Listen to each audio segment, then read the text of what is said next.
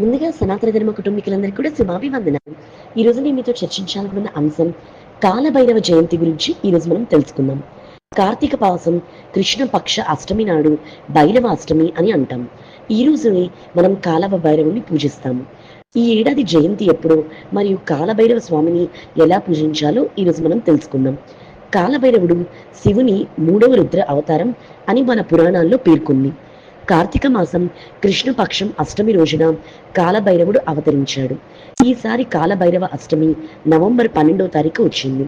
ఈ రోజు మధ్యాహ్న కాలంలో శంకరుడి నుంచి కాలభైరవ రూపం ఉద్భవించింది. నవంబర్ 12వ తేదీన మనందరం భైరవ అష్టమి జరుపుకుంటాము. ఈ రోజున శివుని ఉగ్ర రూపమైన కాలభైరవుని పూజిస్తారు. భైరవ అష్టమి వ్రతం ఆచరించడం వలన కోరుకున్న కోరికలు నెరవేరుతాయి. ఈ రోజున ఉదయం వ్రతం చేయడానికి సంకల్పం తీసుకొని రాత్రి కాలభైరవ భగవానుడిని పూజిస్తారు. శివపురాణం ప్రకారం కాలభైరవుడు శివుని అంశం నుంచి ఉద్భవిస్తాడు. అహంకారంతో నిండిన అంధకాసురుడు శివుడిపై దాడి చేస్తాడు. అతన్ని సంహరించడానికి శివుని రక్తం నుంచి భైరవుడు జన్మిస్తాడు. అందువల్ల కాలభైరవుడు శివుని స్వరూపుడు. కాలభైరవుని ఆరాధిస్తే అన్ని రకాలైనటువంటి దుఃఖ కష్టాలు తొలగిపోతాయి. కార్తీక మాసం కృష్ణపక్షం అష్టమి నాడు ఈ కాలభైరవ అష్టమి ప్రారంభమయ్యి మరియు నవంబర్ 12వ తేదీ రాత్రి 10:58 ముగుస్తుంది.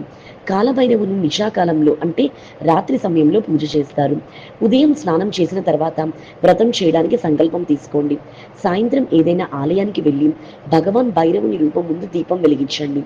పువ్వులు, ఇంట్లో సిద్ధం చేసిన పదార్థాలతో నైవేద్యం కోసం మినప్పప్పు, తమలపాకులు, కొబ్బరికాయలు సమర్పించండి.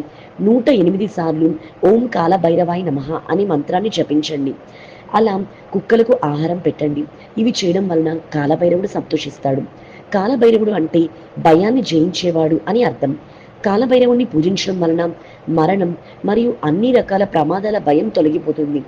నారద పురాణంలో కూడా కాలభైరవుని పూజించడం వలన అన్ని రకాల కోరికలు సిద్ధిస్తాయని పేర్కొంది.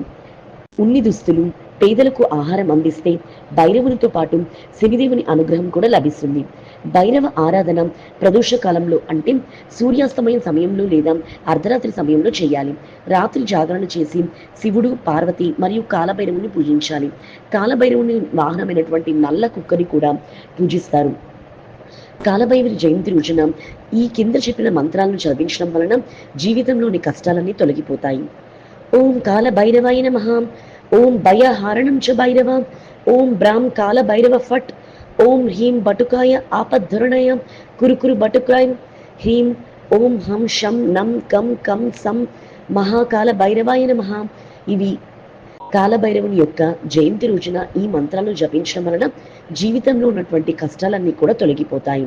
భైరవ అష్టమి నాడు పూజ చేయడం వలన సాధకుడికి భయం నుంచి విముక్తి, గ్రహం, శత్రుబాధల నుంచి రక్షణ, జీవితంలో శుభ ఫలితాలు లభిస్తాయి. మరి తెలుసుకున్నారు కదా కాలభైరవ జయంతి రోజున మనం ఏం చేయాలో. ఈ వీడియో చూసిన మీ అందరికీ కూడా కృతజ్ఞతలు.